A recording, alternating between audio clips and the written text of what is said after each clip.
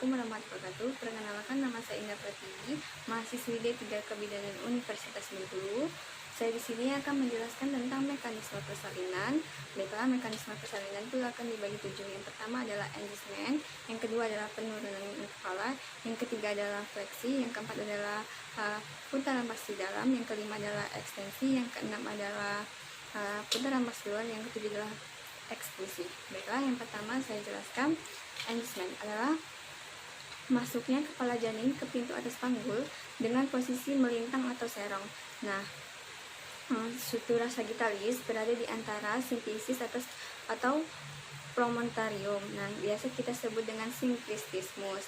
Nah, pada primipara itu akan turun, kepala janin akan turun pada usia 36 minggu, sedangkan pada multipara itu akan turun pada saat persalinan.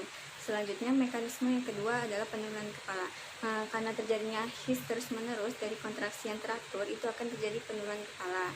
Nah, sutura sagittalis yang mendekati di simplicis itu akan disebut dengan asinclistismus posterior, sedangkan sutura sagittalis yang mendekati di promontorium itu akan disebut dengan asinclistismus anterior.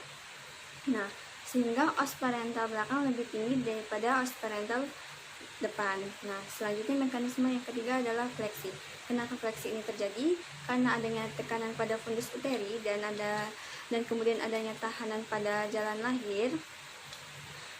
Itu kepala janin akan mengalami fleksi. Nah, kepala janin ini akan mengambil ukuran suboccipitofrontalis 11 cm.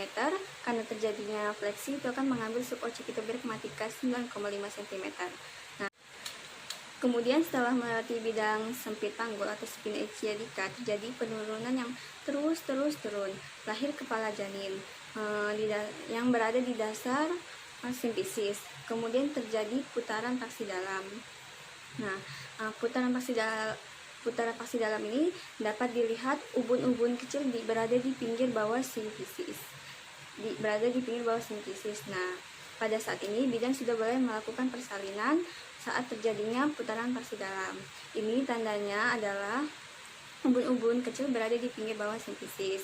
Nah, dengan adanya dorongan ini mengeran, maka akan lahir dahi, hidung, mulut, dan kepala janin dan keseluruhan secara ekstensi, di mana kepala janin mendekati punggung, kemudian melakukan putaran paksi luar searah dengan punggung. Jika punggung janin berada di sebelah kiri, maka akan melakukan putaran paksi luar sebelah kiri. Sedangkan jika punggung janin di sebelah kanan, itu akan melakukan putaran paksi luar sebelah kanan. Nah, Kenapa melakukan putaran paksi luar ini? Untuk mencegah terjadinya toksi pada leher. Nah, setelah melakukan putaran paksi luar, maka akan dituntun oleh bidan untuk melahirkan bahu depan yang kita sebut dengan ekspulsi.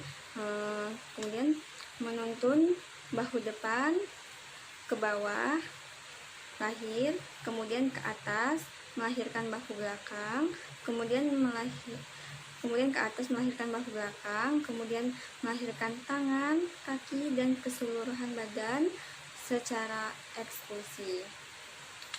Baiklah, itulah yang bisa saya jelaskan tentang mekanisme persalinan. Apabila ada salah kata, saya mohon maaf. Saya akhiri. Wassalamualaikum warahmatullahi wabarakatuh.